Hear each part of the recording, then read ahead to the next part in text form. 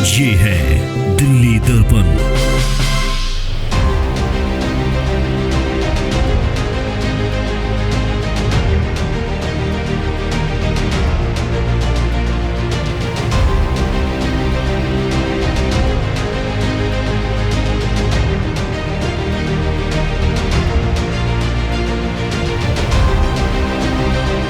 दिल्ली नगर निगम की 12 सीटों पर हो रहे उपचुनाव में सबसे हॉट सीट शालीमार बाग है।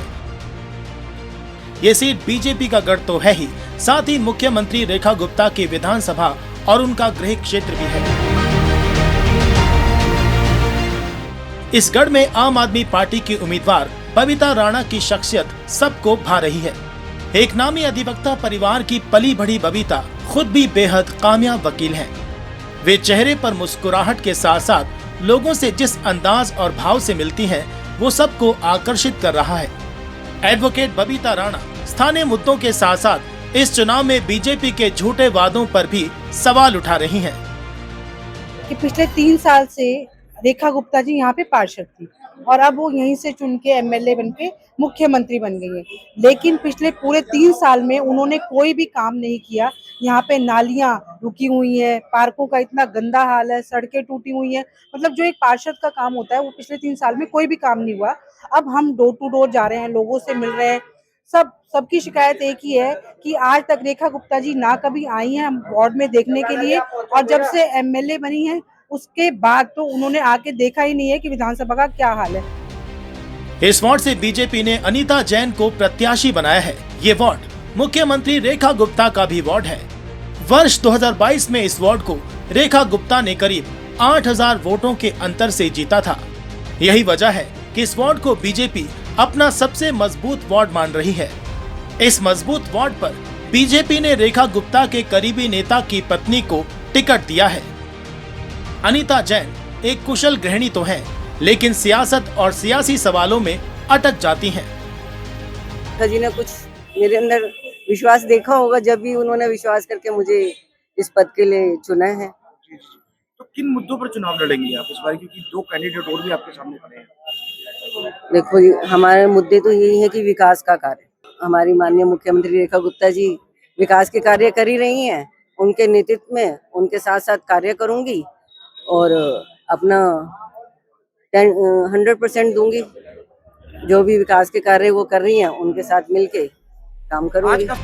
अनीता जैन के उलट बबीता राणा पूरे आत्मविश्वास से लबरेज नजर आती हैं। जनसंपर्क अभियान के दौरान बबीता राणा एक मंजे हुए नेता की तरह लोगों से बात करती हैं। मैं आपके अकाउंट में 2500 रुपए आ गए होंगे? नहीं आए? किसी के में तो आए होंगे। आंटी आपके में आए होंगे 2500। ओहो, आपके में नहीं आए। फ्री सिलेंडर आ गया होगा, है ना? होली पे आया होगा, दिवाली में भी नहीं आया। उन्होंने इतने बड़े बड़े जुमले किए थे कि फ्री सिलेंडर, आंटी आपको आ गया होगा फ्री सिलेंडर, नहीं आया? बताओ जी, इतने झूठे ये लोग, और फ्री सिलेंडर भी नहीं दिया, 2500 रुपए भी नहीं मिले किसी को। अब आप इनकी झूठी बातों पे बताना, क्योंकि ये झूठी बातें करते हैं और फिर बातों से मुकर जाते हैं। जैसे ही सत्ता में आ जाते हैं भूल जाते हैं आप लोगों को। शालीमार बाग क्षेत्र एक शिक्षित क्षेत्र है, लेकिन यहाँ स्लम वोट भी है। बबीता राणा जहाँ भी जा रही हैं, लोगों का दिल जीत रही हैं। शालीमार बाग में ऐसे लोगों की भी कमी नहीं है जो पार्टी से बंधे नहीं हैं, बल्कि प्रत्याशी की योग्यता को देखते हैं। ऐसे में दोनों प्रत्याशियों की तुलना में बबीता राणा इस चुनावी रण में मजबूत नजर आती हैं। ऐसे में दोनों चुनावी प्रत्याशियों की तुलना में बबीता राणा इस चुनावी रण में मजबूत नजर आती हैं। यही मजबूती कुछ लोगों को भयभीत भी कर रही है, क्योंकि सवाल केवल कुछ चुनाव में जीत का नहीं, बल्कि सीएम की साख का भी है। ब्यूरो रिपोर्ट, दिल्ली दर्पण टीवी। लेटेस्ट खबरों के लिए सब्सक्राइब करें हमारा YouTube चैनल या फिर लॉग ऑन करें www.delhidarpantv.com। खबरों की कवरेज और विज्ञापनों के लिए संपर्क करें।